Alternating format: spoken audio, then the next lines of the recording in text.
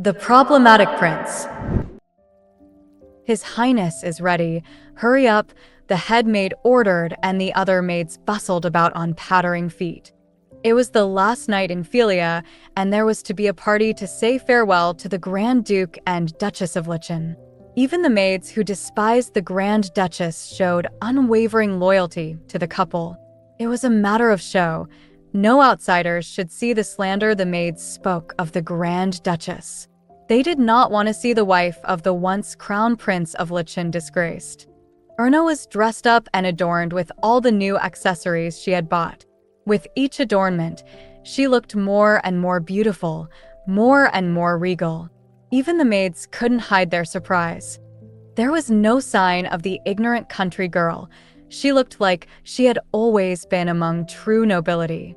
No one dared to think that just a few months ago, she was a scandal-ridden bumpkin, tossed to the bottom of the marriage pile. Once the maid had fitted the necklace gift, Lisa came forward with the last piece of jewelry. It was a tiara that the queen had gifted her. Erna looked at it nervously. "It's a very dear treasure to me. Please cherish it." Although she had been embarrassed, Erna had curtsied and promised the queen she would look after it. Although Erna had inherited several other tiaras, she cherished this one the most. When she got married, it was this tiara she chose without hesitation. "It's done, Your Highness." Lisa backed away. Erna got up and left the room. She passed through the long hallway, and when she came to the stairs, Bjorn was waiting at the bottom. As they made eye contact, she felt the fear melt away, like snow in the summer sun. As she came down the stairs, she held out her hand to Bjorn and smiled with excitement. It was a night that passed like a beautiful dream. The splendid world always stole the breath from her, but she was fine as long as she was with him, with Bjorn, with this man who always held her trembling hand. Everything would be fine. She wanted to believe that, even when she was hurt, because she loved him. With Bjorn, Erna forgot everything. The only thing that filled that forgotten feeling, the tension and the fear that still plagued her heart, was Bjorn. It was not something that could be seen, only felt, and Erna really did. That dazzling, brilliant night often came to her. Erna saw that night in the sunrise over the sea as she stood on the deck, in the familiar, yet unfamiliar streets of Schubert and in the still overwhelming, unfamiliar palace. Then everything became fine like magic. The love she felt was as bad as her husband, sad, sometimes hurt, but it was also alluring like him. When the waters rose and the branches of the tree filled with leaves and became good again, Erna knew it would hold true. She maintained that firm belief until winter turned to spring. "Erna," a voice interrupted the afterglow of her beautiful dream. "Wake up, Erna." When she slowly opened her eyes, she saw a faint smile greet her. The first thing she felt was a warmth about her.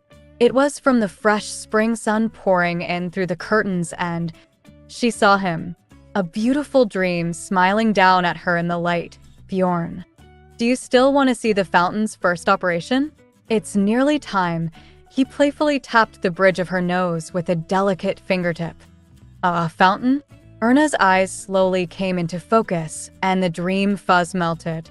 Erna jumped up and got off the bed. It wasn't until she was practically out onto the balcony that she realized she was not wearing a single thread of clothes. Bjorn burst into laughter as Erna ran back to put on a robe. Mrs. Fitz had told her a few days ago that the fountain would resume operation today, after being switched off for the winter season. Erna had been talking about it to everyone and was very excited to see the first jets of water. She was embarrassed by the fact that she had slept in. "Bjorn, you too." Erna turned to call him and stopped as his naked body stood before the bed. Sunlight streamed in and made him glow almost. She was used to his nakedness by now, but seeing it in the sunshine like that made her falter. While Erna turned back to the fountain, Bjorn put on his own gown and came out to the balcony. As he leaned on the railing, his long shadow was cast back into the room and merged with hers. Erna watched the great fountain and held his hand. The fountain was at the end of a long waterway, stretching down the garden. It was attached to the Amidst river, which sparkled under the spring sun. While she frowned at the glittering water, great spouts jettisoned into the air all along the watery path until it reached the fountain that exploded into motion. Her gasp harmonized with the sound of gushing water. By her side, Bjorn looked at his wife, who was beaming like a child. The first day of spring had arrived. It was his third season with his wife.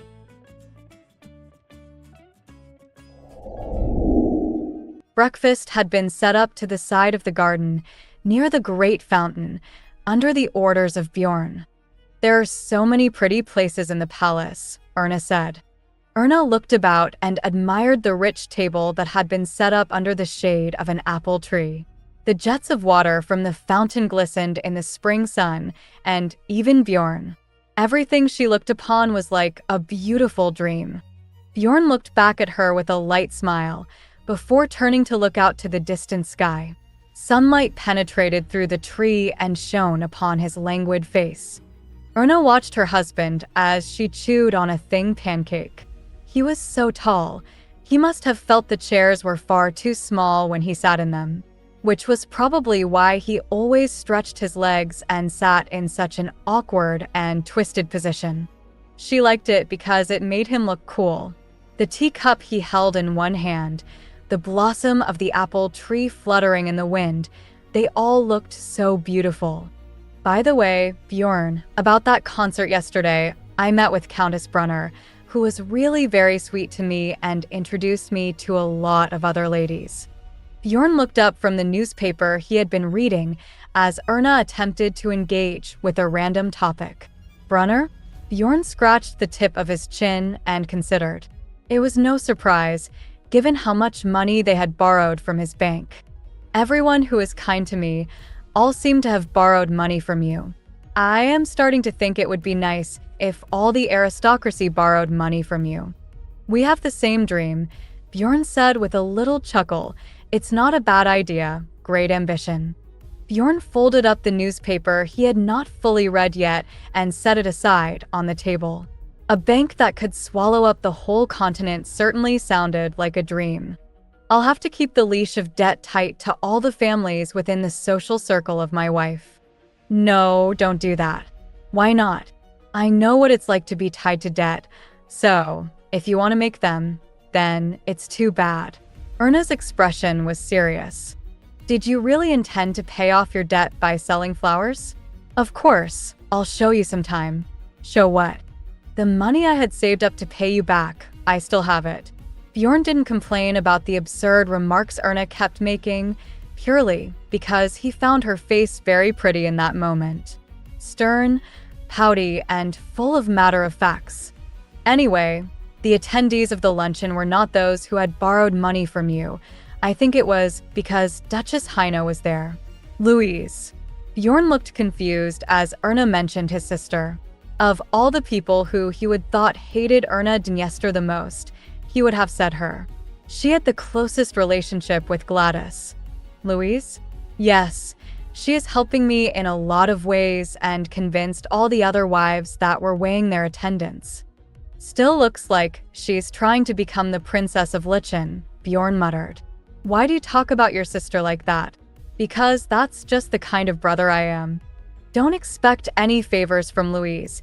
She hates you as much as she loves Gladys." Bjorn picked up a cigar, snipped the end. Erna gave him a wounded look, an intrusive look, but Bjorn did not change his mind. The truth was the truth.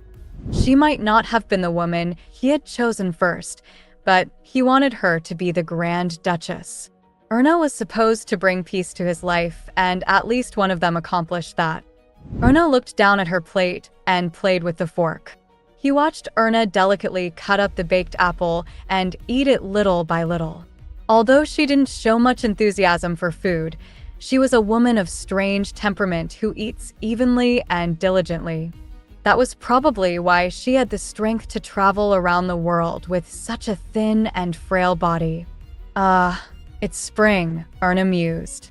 She watched the apple blossom sway in the gently morning breeze. Her eyes looked as if she was about to cry, but were smiling brightly. Spring, Bjorn whispered quietly. Autumn, winter, and spring. When he remembered that nearly half a year had gone by, he felt strange. We met nearly a full year ago, before the National Foundation Festival Ball, remember? Really? Yes. It was the day I had come up from Beaufort and you showed up at the train station that day. I remember the crowd had shoved me all the way to the front, and I saw the Grand Duke procession. Erna smiled and Bjorn captured that satisfied smile. Quiet, beautiful, harmless. He was generally happy with the wife he chose because of that, although, as he got to know her, she wasn't very quiet at all, but she was definitely beautiful and harmless. Being such a noisy woman, but only to him, was not as irritating as he thought. I saw you on Terra Boulevard quite often. Lisa had to tell me who you were. Your maid? I bet that must have been a curse. Oh, no. Erna shook her head. Bjorn's lips curled softly as he looked at his wife, who held no talent for lies. You should have come and spoken to me, Bjorn said. Yes. If we often crossed paths, why didn't you say hello? If I did, would you have greeted me in return? Maybe I could have done more. Would you kindly not tarnish my memories with those kinds of thoughts? Why? What did you think I meant with more? There was a playfulness to his tone. That's. I meant a handshake. You did not. Or, what then? It's that thing. Erna's cheeks turned red, like the blossoms of the apple tree. Oh, that thing. No. What's that? Oh. Congratulations on becoming a layabout, Grand Duchess of Lichen. Bjorn gave a mock applause to the woman that had become just like him. Erna became flustered. Next time, I think I would like to make an apple flower for my hat, Erna said after a long moment of staring down at the table, attempting to change the subject. Do you still have a vacancy on your hat? Bjorn said. Her wide-brimmed hat was already adorned with countless artificial flowers. Of course, there is so much left to fill. She grouped at her hat. I'll make you one too. Erna was excited and started laying out plans to make apple blossom corsages. She seemed the same when she was planning on paying off her debts by making artificial flowers.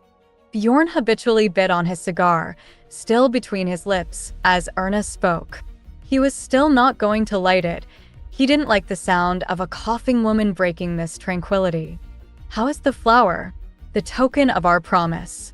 Erna asked, eyes sparkling with anticipation. A vague smile came to Bjorn's lips, recalling the little white flower that had been thrown away into an ashtray. Fine. Erna smiled brightly at the small, reasonable answer. It was just a fake flower. Bjorn looked at Erna with a strange thirst. The irritation at not being able to light his cigar had changed into something more exuberant and lethargic, like the spring sun. Again, any kind of addiction was dangerous. Again, his wife was studying the flowers. Bjorn studied the cigar, then Erna, one after the other, then back again. He looked about the garden. There were only 2 servants left. He rose from the table and approached Erna. Bjorn? Even when he met Erna's surprised eyes, he calmly untied the ribbon of her hat and tossed it onto the table. Wait, no. People can see. Erna shook her head as he lowered his to kiss her. No one is here, Bjorn said calmly. He pointed to the empty waiting area, where the servants had quietly slipped away. The garden was visible from the bedroom window. It would have been the same as then. But here, no, I don't want to do it here. Erna thought to herself, instead of saying the unfinished words out loud. Against her will, her body rose to meet his, and by the time she came to her senses, she was pressed up against the tree and Bjorn's body. Before she could protest again, Bjorn's lips were on hers, and she drank deeply of the passion he poured into her. She was nervous that someone might see, pretending to give in to Bjorn's kissing lips. She thought it might be okay, because of the tree-blocking line of sight to the palace. It wasn't until Bjorn's large hands rolled up her skirt that she didn't know what Bjorn was thinking. "Bjorn, what are you thinking right now?" "Thinking just like a layabout," he said, looking into Erna's wide eyes. His lips parted and hot breath rushed out of him as he panted. Bjorn looked up at Erna as she moved on top of him, her breasts bouncing with the exertion. Her delicate little body glistened with perspiration and glowed a flush red. "I don't like it here. Can't we go inside?" she asked. Bjorn swallowed her words with a kiss and moved his hands down to her buttocks. He lifted her skirt and removed her underwear. Erna gasped and struggled a little. The resistance didn't last long. She hugged Bjorn, with her arms around his neck and with her legs. She lost her balance and hung off Bjorn by the nape of his neck. "Look here, you act like you don't want to, but your body tells a different story," he said. "Don't do this words you use. It's so crude." Erna protested, but he was right. She was secretly enjoying this. Bjorn pushed himself into her and she arched back, letting out a gasp. She was pushed up against the tree, becoming trapped between it and her husband. She felt weak to give in so easily to the sensations. With her thin legs wrapped around him, Bjorn pushed up into Erna with all his might. Erna had been stubbornly keeping her mouth closed to stifle any more lewd noises, but at this she finally collapsed and moaned out loud. Bjorn found this intoxicating. He did not mind that he had to work for it, because once Erna finally gave into the feelings, he never felt more attracted to a woman. The tree bucked and swayed to their motion, and the petals fell like snow. Erna opened her eyes. Water in them blurred the world around her, and to her, it looks like snow in springtime. It was beautiful, she thought. It was good and a little sad. Even as she struggled with shame, she could feel the heat of his body against her cool flesh, her toes tingle and curling. Bjorn moved with sensual motion, and peace was returned to the world when he looked at her and she looked at him. Small petals of white fell between them.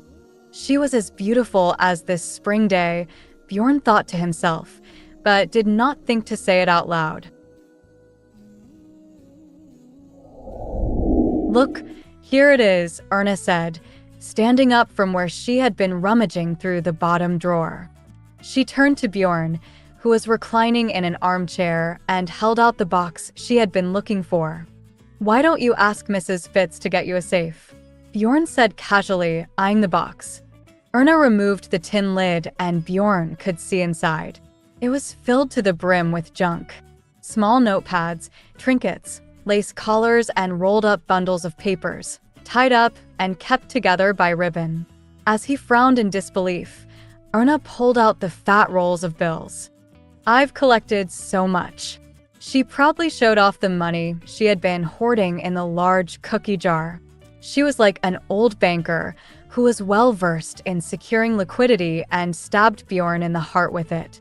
This deer was never a common one. Bjorn was stunned to find such an adversary under his own roof. Gone are the days when the bank would say that anyone could come in and deposit their money safely. "Why?" Bjorn asked, stunned. Erna looked at Bjorn with round eyes. She felt like she was facing his own grandmother, the Duchess of Arsène, who had been so against the rapidly changing world. No. The Duchess of Arsène had some of her own savings accounts, so that comparison was not exact. Bjorn looked at his wife, who seemed to be living in the last century, not in just the manner of her dress, but ideals as well. He burst into laughter and Erna cocked a look at him, not understanding the joke. The Grand Duchess cookie jar bank.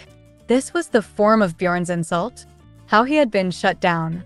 Erna placed the bills back into the jar and replaced the lid.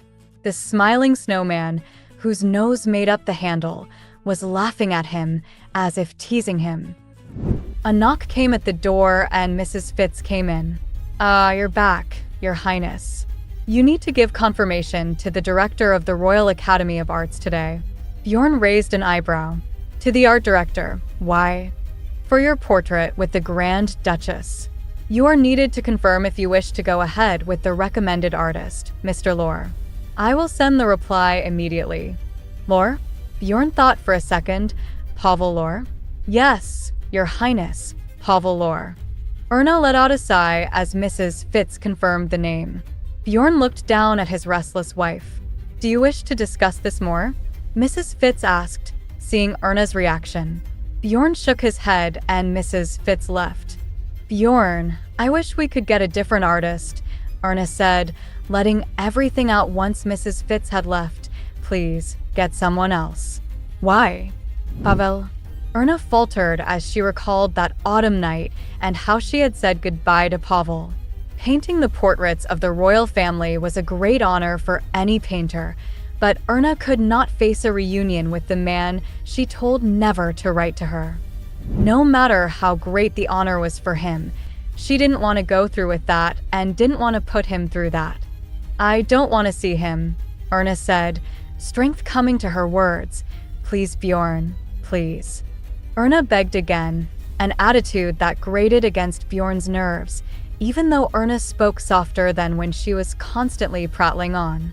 Bjorn leaned back on the cushions and looked out the window. The spring day was very beautiful and the sunlight streaming in, making Erna's skin glow, made her look just as beautiful. There was no reason to linger on this painter, but if Erna was going to be uncomfortable with him being around, maybe he should get her a new painter. What would have happened if he had not found her, abandoned in the rain on that fateful night? It was a meaningless question that suddenly came to his mind when he looked at Erna. It wasn't a hard question to answer. She would have run off with that painter. She really must have intended to follow him if she was willing to wait so long in the rain, in the dead of night.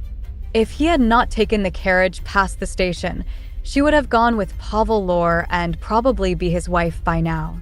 A light smile came to Bjorn as he considered the scenario. Then, while Erna looked at him pitifully, he rang the small service bell and Mrs. Fitz returned. Yes, Your Highness?